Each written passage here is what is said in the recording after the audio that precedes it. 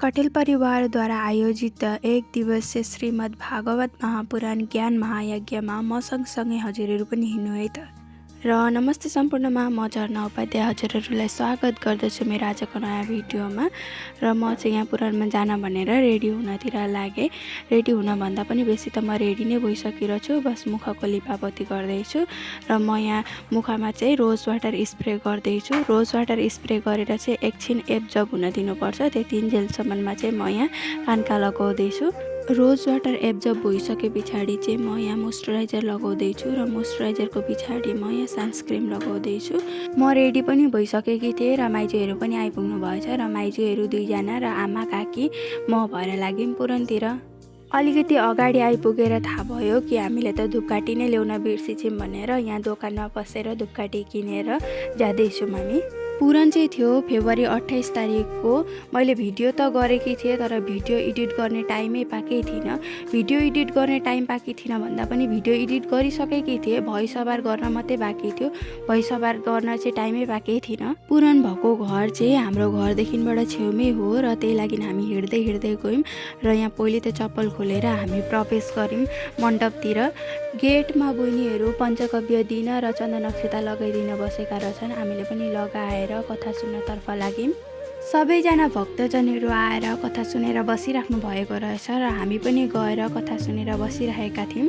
त्यतिकै बिचमा भजनको पालो आयो र हजुरहरू पनि सुन्नु है त शिवजीको भजन।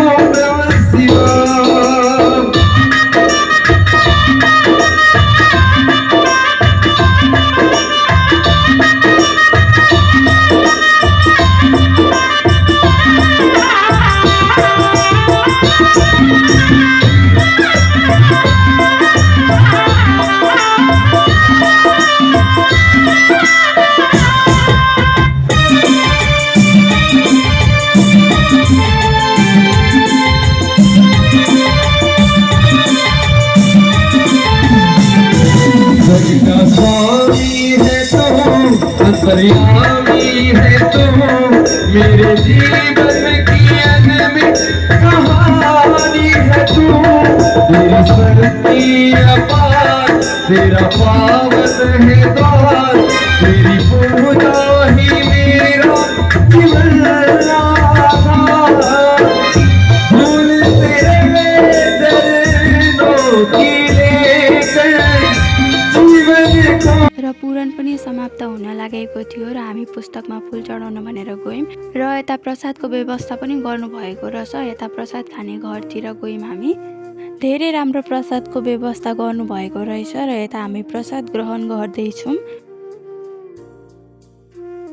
प्रसाद खाएर बाहिर निस्किँदाखेरि चाहिँ मेरो बुढो माउलीतिरका दिदी बहिनीहरूसँग भेट भयो। बुढो माउली भन्दा मेरो बुबाको मामाहरूको छोरीहरूसँग भेट भयो। सबैजनालाई मेरो भिडियोमा हाई भन्दैछु म यता। र यता मेरी साथी रश्मितासँग पनि भेट भयो। रश्मिताको बढी बाको घरमा चाहिँ पुराण लगाउनु भएको हो।